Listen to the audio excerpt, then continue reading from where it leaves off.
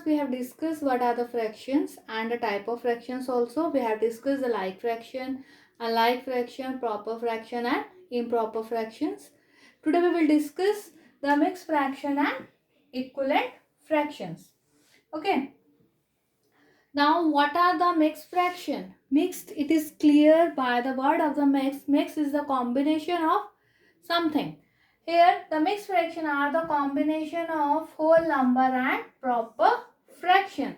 If we join a whole number with a proper fraction, we know what are the proper fraction in which the denominator is greater than the numerator. If we join those with a whole number, we will get a mixed fraction.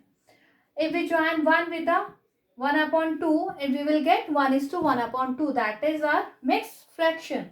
Now we will represent this by a diagram. Here I have taken a whole circle, a complete circle, and I am combining this with a proper fraction. What I will get? This will representing one whole and this will showing half.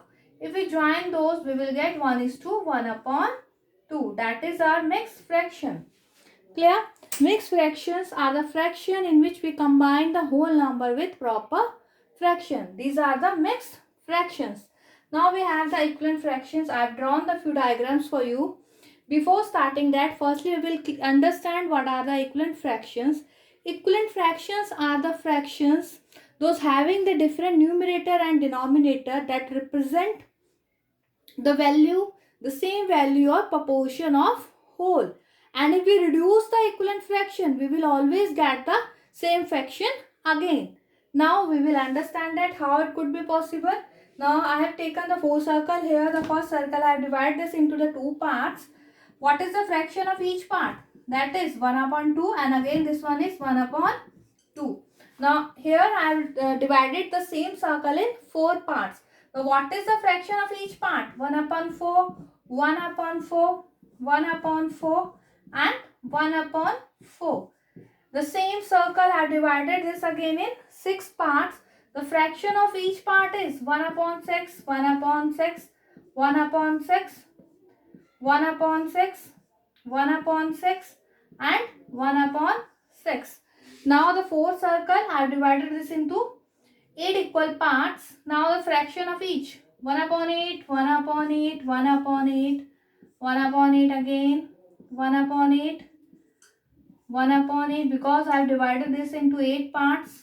The each part will showing the fraction 1 upon 8. Now what we have to do? Now we will give the shade on this. I am giving shading on this part. Okay. Then what is the fraction of the shaded part? That is 1 upon 2. Okay. Now here I have divided. I am giving shade to the 2 parts of the circle. Means 1 upon 4 and 1 upon 4. What we will get? 2 upon 4. Yes. The same. I am giving shade to the 3 parts. Now what we will get? 1 upon 6, 1 upon 6 and 1 upon 6. After adding, we will get 3 upon 6. The same, I will give shape to the 4 parts.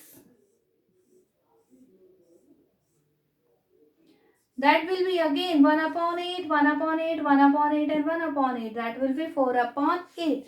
Now tell me, is there any similarity between these? Yes. In every circle, we have given the shade to the half parts always. Yes, this is the half part of this circle. This is the half part of this circle. This is again the half part of this circle and this is again the half part of this circle. Yes, if we reduce these, we will get the same fraction again. How? If I am dividing this by 2, by the same number I am dividing the numerator and denominator. After dividing, I will get 1 upon 2. Then we can say these two are equal, representing the same. Yes. Now the same I have 3 upon 6. In this I am dividing this by 3. Numerator I am dividing by 3 and denominator again I am dividing by 3. After dividing I am getting 1 upon 2. Then we can say this one also equal to this. They all three are same. Now the last one 4 upon 8.